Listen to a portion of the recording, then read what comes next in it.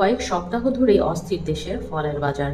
তাজা ফল আমদানিতে সম্পূরক শুল্ক বাড়ায় কমেছে সরবরাহ।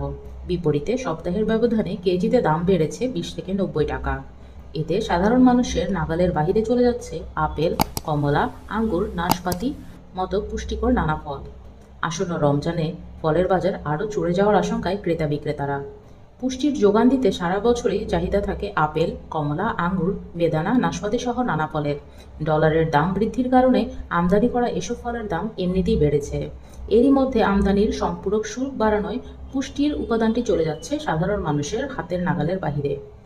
আঙুর, নাশপাতির দাম সপ্তাহ ব্যবধানে কেজিতে বেড়েছে 70 টাকা, 20 টাকা থেকে 60 টাকা বেড়েছে।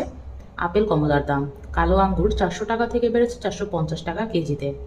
সাদা আঙুর মানভেদে বিক্রি হচ্ছে 300 থেকে 320 টাকা কেজিতে। আফ্রিকান আপেল মানভেদে 300 থেকে 380 টাকা কেজি।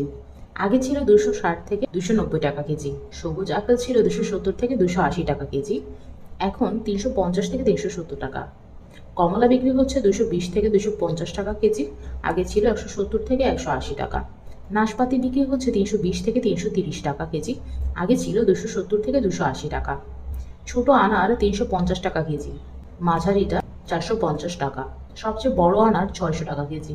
এদিকে বর্ধিত শুল্ক প্রত্যাহারের দাবি আদায়ে বন্দর থেকে ফল খালাস ও বাজারে সরবরাহ কমিয়ে দিয়েছেন ব্যবসায়ীরা। এইভাবে চলতে থাকলে রমজানে কঠিন সময় পার করতে হবে, এমন আশঙ্কা ভোক্তা ও খুচরা বিক্রেতাদের।